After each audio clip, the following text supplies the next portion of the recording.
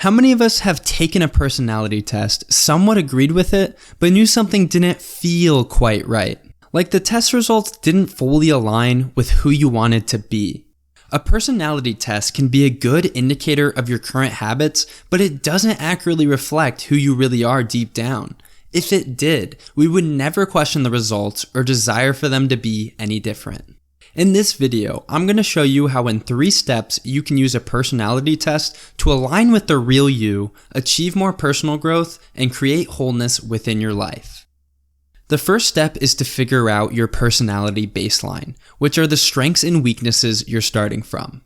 One of the easiest ways to learn more about your baseline is by taking a personality test. 16personalities.com is a great free option that I will be using throughout this video.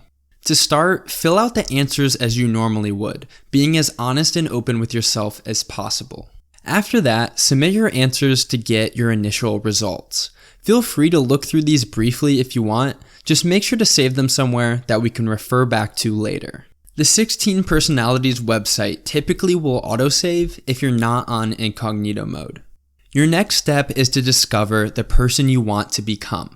This version of you feels authentic, empowered, and connected to the world in your own unique way. One method to begin learning more about this deeper self is by taking the personality test again, but this time, carefully filling out the answers in a way that you wish to be true.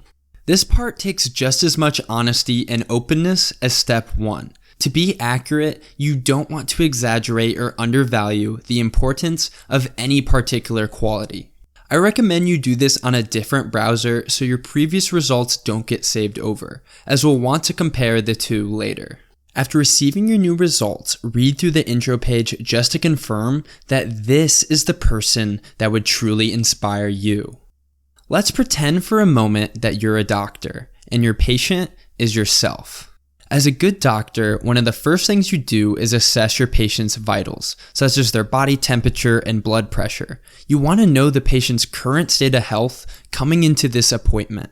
This was the purpose of taking the first personality test. You've assessed your own vitals and discovered your baseline personality.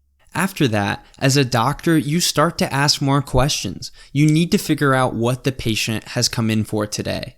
The patient, by being honest with their answers, describes what they're looking to change about their current conditions. This was the purpose of the second personality test. You've identified the changes that you would like to make in your life, and you've set the goals for your own personal growth. Now, as good doctors, it's time for us to write a prescription. It's time for us to make a plan for change. Our primary goal in this prescription is to change our habits, because ultimately our bad habits are the one thing standing in the way of who we are and who we're meant to be. So now you may be asking, how do we write the prescription? The first thing we want to look for is big discrepancies between our personality tests. In my own results, I can see there's 3 main points of improvement. I want to be more extroverted, I want to be more connected with my feelings, and I want to be more assertive. I can note down that as a whole, I want to develop the habits to put myself out there more, to bring more emotion into my decision making, and to practice more self-assurance. The next thing to look at is the personality weaknesses within the first test. This allows us to become more conscious of our blind spots and patterns, which are likely some of the main aspects holding us back. For each weakness, try to come up with 2 to 3 actionable habits you can begin to practice. For example, one of my weaknesses is that I can sometimes be overly critical. One habit I can develop is to listen more attentively to others, enabling me to respond with more empathy and less judgment. Another habit I can develop is to be careful in how I deliver feedback. I could focus more on the results and less on the person, reducing any negativity between us. The third thing to look at is the strengths within the second test. These strengths are likely the traits you admire most in others. They align with your deepest values. Some of them might even be part of the solution to your current weaknesses. For each strength, try to write down 2 to 3 actionable habits that you can begin to practice. For example, one of my desired strengths is to be reliable. One habit I can develop is to always stay true to the commitments I make to myself and others. Another habit I can develop is to set boundaries with others. This way, I don't overextend myself and fall short of expectations.